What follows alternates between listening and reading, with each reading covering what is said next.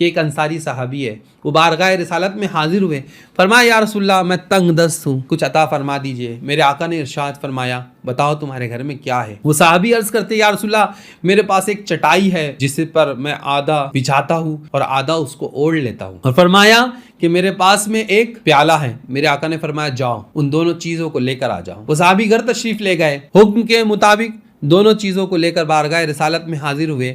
میرے آقا نے ارشاد فرمایا کون ہے جو ان دونوں چیزوں کو خرید لے؟ ایک صحابی رسول کھڑے ہوئے، فرمایا یا رسول اللہ میں اسے 1 درہم میں خریدتا ہوں۔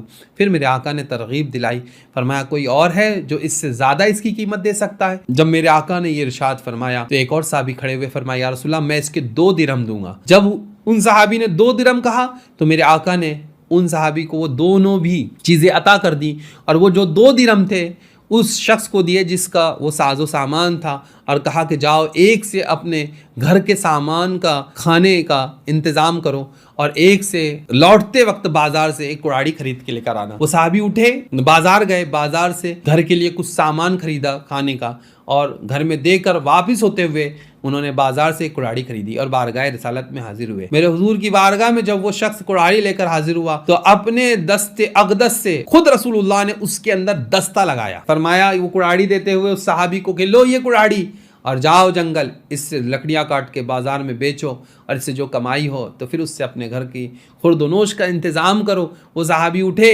حکم کے مطابق جنگل گئے، لکڑیاں کاٹی، بازار میں لا کے بیچے۔ کچھ دنوں کے بعد میں ان کی زندگی بڑی خوشحال ہو گئی۔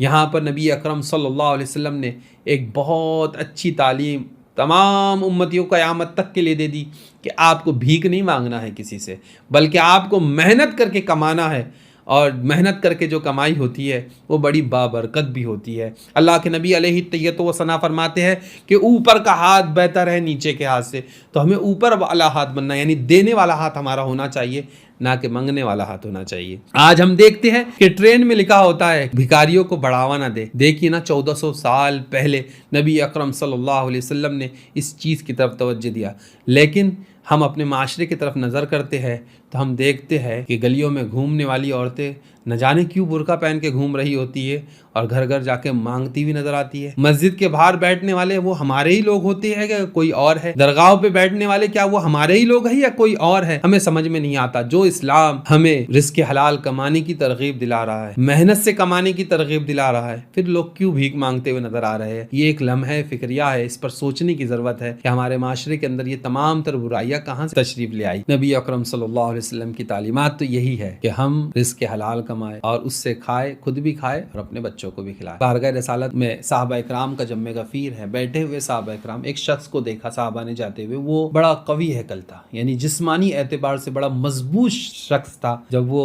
شخص وہاں سے گزرا تو صحابہ اکرام نے عرض کیا کہ ماشاءاللہ اس کی تو صحت بڑی اچھی ہے، کاش اس کا جسم راہ خدا میں استعمال ہو۔ تو نبی اکرم صلی اللہ علیہ وسلم نے فرمایا کہ یہ شخص اگر جو نکلا ہے اپنے گھر سے، اگر یہ اپنے بچوں کی پرورش کے لیے کمانے کے لیے نکلا ہے تب بھی اللہ کی راہ میں، فرمایا یہ اگر اپنے بوڑھے ماں باپ کی پرورش کرنے کے لیے کہ ان کے بڑھاپے کا سہارا بنے اس نیت سے اگر گھر سے نکلا ہے تب بھی اللہ کی راہ میں ہے۔ پھر میرے آقا نے یہ بھی ارشاد فرمایا اگر یہ خود کے لیے رزق حلال کمانے کے لیے نکلا ہے تب بھی اللہ کی راہ میں ہے، وہ تو نہایت سستا سودا بیچ رہے ہیں جنت کا، ہم مفلس کیا مول چکائے، اپنے ہاتھ تو خالی ہے۔